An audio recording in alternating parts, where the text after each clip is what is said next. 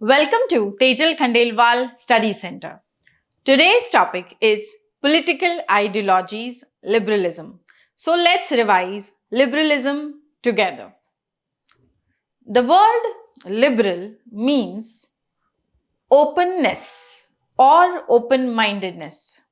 So when we say that she is liberal, which means that her thoughts are very open, she talks about her ideas more freely, and she has an attitude towards life which is guided by open-mindedness. When we say that I want to live a liberal way of life, it implies that I want to have freedom or the choice to live the life that I want to live without having any external constraints. Liberty is the key value of liberalism. It is the value which should guide and formulate public policy. Liberalism, as a political ideology, is the most dominant and powerful ideology shaping the Western political tradition. We can look at liberalism in various spheres. If we look at it at a narrow level, it will imply in the context of the political and economic spheres of life. When we look at liberalism at a more broader level, it will imply a mental attitude which is guided by freedom, choice, and greater values. When we talk about liberalism in the social sphere, which means we talk about secularism, freedom of religion, morality. When we talk about liberalism in the economic sphere, it implies less intervention of state in the economic sphere. When we look at liberalism in the political sphere, which means it should be a state which should have security functions, which should have constitutional government, which should be a limited government, which can be a representative government, which can acquire a liberal democratic form of government. So liberalism as an ideology can be viewed in various spheres. Now let's trace the origin of liberalism as an ideology. It is also said that liberalism is an intellectual movement. Why it is said that it is an intellectual movement is because liberalism has accommodated the challenges that came from Marxism, from socialism, from multiculturalism, and accommodated these ideas and changed and reformed itself. Thus, liberalism has a very resilient characteristics. And we can see that there are various core themes of liberalism. The core theme implies first the idea of liberty, which should be the basis of public policy. The concept of liberal democracy, which means a government which is limited government guided by constitutional values. The value of toleration, which means liberals have more toleration towards opposition ideas or ideas which are different from the key values that guide liberalism. The concept of primacy of the individual, because liberalism believes in individual as the basis of thought, individual guided by reasons and the ability to cooperate with others. It talks about freedom, it talks about justice in the sense of equality of opportunity. So these are the core themes that guide liberalism. Now let's trace the evolution. So it is in the works of John Locke, Adam Smith, and Jeremy Bentham that the trace of liberalism can be found. For example, John Locke's idea of natural rights, of constitutional government, of freedom, of emphasis on liberty, of a rational human being can be seen in early liberal thought. He also speaks about man guided by reason, and man can have a peaceful transition towards power. So, the Glorious Revolution was a peaceful transition of power which inspired John Locke. Then we can see in the work of Adam Smith, who talks about man being an economic man, and that economy is the sphere which should be left on its own. It should not be guided by intervention of the state. It should be based on the primacy of free trade, on the idea of competition and innovation. Jeremy Bentham talks about utilitarianism. He talks about maximization of pleasure and minimization of pain and the greatest happiness of greatest number. So, the origins of liberalism can be traced in these workers. It is also, Thomas Paine also says that state is a necessary evil, which means it is necessary for securing security of individuals. On the other hand, it is evil because it can bring on constraints upon an individual. It is also said that state is a night watchman state, which means state has only police-like features of securing and providing security measures of life for the life of individuals.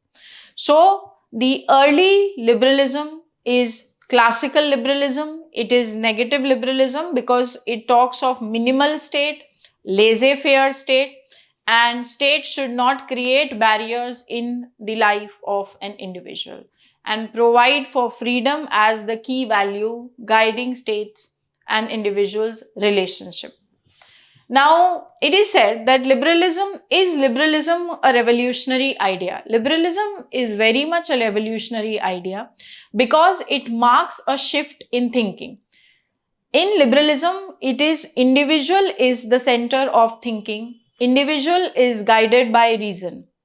And if we look at the earlier centuries, it was guided by the importance of the church, the importance of feudalism, which shaped the entire state of affairs, and less emphasis on the rights of man. So, because of the individual centric emphasis that is there in liberalism, it was different from the earlier thoughts, and we see that liberalism was the aspirations of the middle class, which was in conflict with the landed aristocracy, as well as the absolute monarchs who based their authority on the divine rights theory. Liberalism is revolutionary also in the sense because it talks about constitutional and representative form of government. It talks about a limited government, a government which will be guided by checks and balances.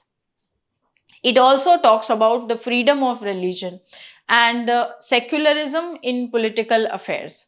So we see that yes, liberalism also forms the basis of many political revolutions that have happened. For example, the American Revolution has been guided by the value of liberty. So these ideas was something which did not exist earlier. There has been emphasis on individual rights of individual, limited government, constitutional and representative government, and these were not there in the earlier times. So this makes liberalism radical in this sense and revolutionary in character. Now let's trace the evolution of liberalism. So, the origin of liberalism is in classical liberalism. It is in the economic sphere, economic liberalism in the work of Adam Smith. And Adam Smith says that man is an economic man. He says that the essence is that laissez-faire capitalism is the ideal economic system. He points that it generates enormous productive forces and produces the maximum economic progress. So, market has an essentially self-regulating characteristics, and it is like an unseen hand for the law of supply and demand. So economic liberalism forms the basis of classical liberalism. The utilitarianism of Jeremy Bentham, which emphasizes on the greatest happiness of greatest number as the basis for making of laws and policies of the state. It also has majoritarian implications in this sense. There is social Darwinism, and Herbert Spencer applies this Darwinism in the sphere of life of individuals. So he talks about survival of the fittest, which means that if an individual is meritorious, competitive, innovative, he will be able to protect his property and ensure that he gains the best competitive advantage. Now, the circumstances that shaped liberalism was first that industrial revolution brought a capitalist society. Now, when there was a capitalist society which would thrive on political stability only, and how was political stability to be ensured? Political stability was to be ensured through creation of representative or constitutional governments. So, in order to create a conducive atmosphere for capitalist society as the basis, is that many ideas of liberalism have been formulated in that light. Now, so we say that capitalism is the economic species of liberalism, and liberalism is more like a moral or political idea which gives the paves the path for liberal democracies. Now, so origin of liberalism is in classical liberalism. Now let's see the transition. The transition comes because this capitalist basis of society does not provide for liberation of all men across society and absolutely of the masses. It leads to concentration of wealth, exploitative conditions for the working class, and it leads to huge inequalities in society. So the key challenge comes from socialism and Marxism, challenging the liberal tradition. And thus at the transition stage is J.S. Mill. J.S. Mill humanizes this ideas of Jeremy Bentham's utilitarianism. He gives it more qualitative characteristics and he humanizes capitalism also. And the values that he adds in the context of liberty, where he says that liberty is not only about the opinion of the majority, it is also about the opinion of the minority.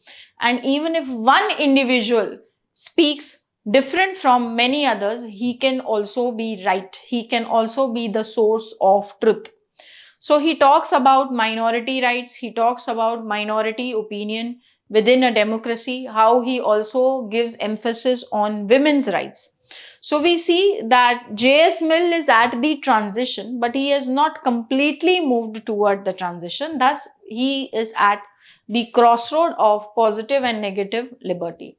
However, a more moral basis for individual, for rights in society, for enabling role of the state has been put forth by Oxford idealist in the works of T.H. Green, which forms the basis of positive liberalism and welfare state. And we see positive liberty comes into being, welfare state comes into being, and welfare state in the works of Hobhouse, Lasky, and many others has been there. Then we see that this welfare state becomes very difficult to maintain. So in contrast to the welfare state comes the neoliberal ideology, and it takes the form of Reaganism, Thatcherism in the West. So it talks about no state intervention, and scholars like Hayek, Nozick, Friedman says that in fact state should withdraw from concepts like progressive taxation, central planning, social justice, because it will not be for the benefit of the masses. In fact, it will be the bureaucracy who will gain at the advantage of poor. Fine. So this is how liberalism has evolved. Now, modern liberalism or positive liberalism. We see it in the works. So it talks about which liberty. The earlier classical liberalism spoke of negative liberty. Modern liberalism speaks about positive liberty, which means states' role is not only confined to political freedom. It also should ensure social and economic freedom to individuals. So liberty should not only be the one which should be in the political sphere. Liberty is one when people will be absolutely free from basic economic necessities. State should provide what? Social benefits, and thus comes what? Welfare state into characteristics. That's why it is modern liberalism, positive liberalism, welfare state, and positive liberty. So the factors for this shift towards modern liberalism is obviously the challenge from the socialist and Marxists, the crisis of capitalism which degenerated mankind, and the humanist aspects that have been emphasized by Mill and Green. Now, so let's see the scholars of modern liberalism. T.H. Green talks about the positive concept of liberty and the welfare state, and he states that individual internally is a moral individual and there is no conflict between society and individual. So there is no need for,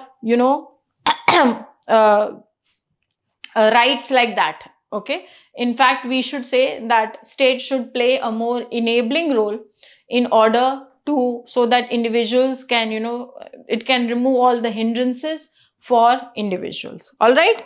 So state is an agent for the moral improvement of man according to Green. Then comes T. Hobhouse. He talks of the positive role of the state. He talks of progressive taxation in order to have equitable distribution and the social basis of property. Then we have Lasky, who is a critique of capitalism, but his love for democracy, that's why he talks about liberal democracy. He talks about the abolition of private property. He also speaks of progressive taxation. And Keynes talks about states' intervention to enhance demand and government should regulate through fiscal policy. So what are the key features of this modern liberalism? Okay, it came in the form of New Deal Act. The Beveridge reports also speak about the concept of social security. Now, so let's see what are the features. So it talks about the development of individual, not only removing political restrictions to freedom, but also enhancing characteristics where individual also has socio-economic basis to life. So overall development of individual will depend on both parallels. Then it talks of the positive liberty and welfare state. A state should be enabling and interventionist state, which means it should intervene in order to ensure that man's moral capacities and best capacities are met. It should be a managed economy, and from cradle to grave, state should provide welfare services, and it has a huge concern for the poor. So it also took the forms of policies in the New Deal Act and Beveridge report. However, very soon it was met with challenge, and we see neoliberalism coming.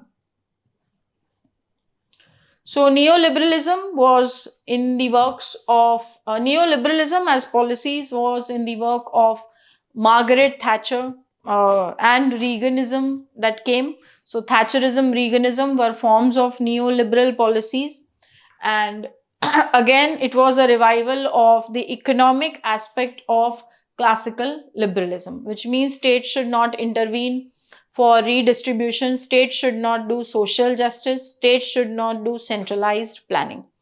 So we see that Hayek says that planning is very economically inefficient because it is in fact state bureaucrats, okay? However competent they are confronted by a range and complexity of information that is simply beyond their capacity to handle. So having central planning is not very efficient, and bureaucrats also are not very efficient in that sense. Then he rejects progressive taxation, and he says that progressive taxation is problematic because it leads to the exploitation of rich for the benefit of which class? For the benefit of the bureaucratic class who evades the laws and benefits rather than the poor class. Okay. So in fact, progressive taxation is diverting resources towards which areas? Towards the non-productive areas. Then he talks about justice. He says, justice is always to be viewed at an individual level and it should not be viewed at a societal level. Okay. So the whole concept of social justice is irrelevant. Justice is only part of a human character and not a feature of society. So he also makes a distinction between misfortune and injustice. Okay.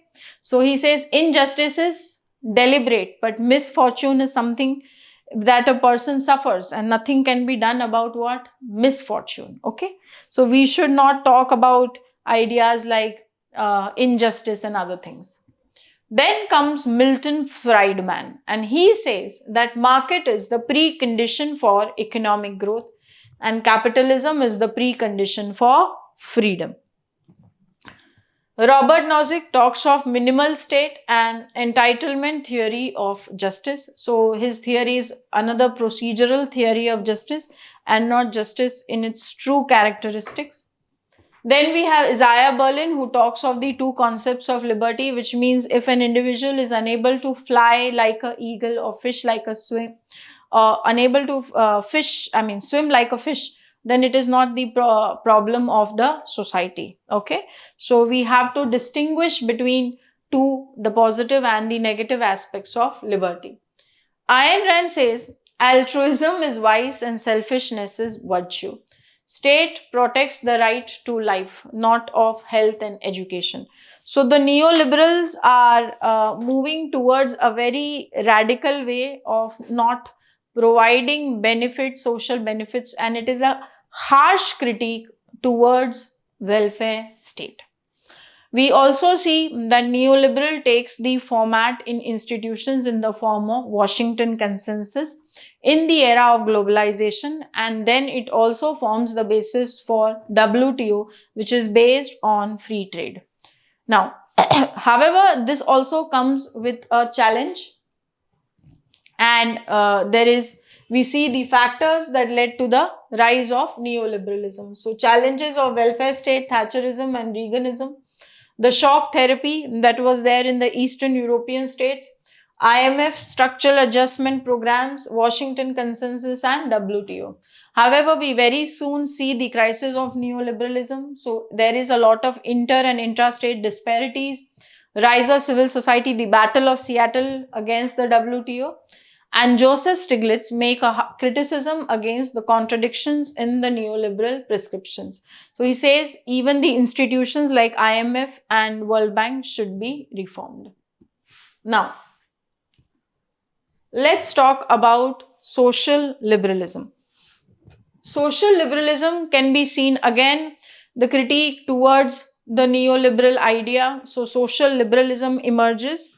How it is different than modern liberalism? Okay, so social liberals restrict the role of the state to capacity building, all right, and would not support the ideas like establishing PSUs to provide employment. Positive liberals like Lasky, okay, have been supporter of participation of workers in the management. So more capacity building role has been given by whom? Amartya Sen. Even Rawls talks about it when he manages and all the values, liberty, equality, fraternity. Okay. So Dworkin also deepens the ideas of equality.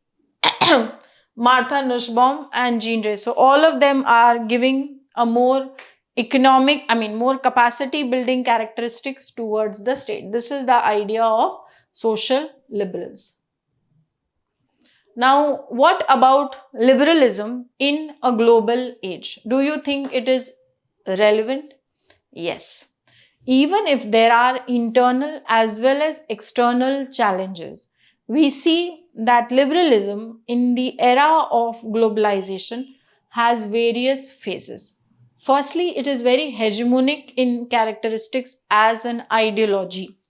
We also see that there is rise of liberal democracy across many states. we also see that the values of liberalism have been followed and there has been movements towards democracy. Okay, so yes, liberalism is a very strong idea. Toleration as its key virtue, apart from obviously liberty, has kept it, more like an intellectual movement and thriving even today.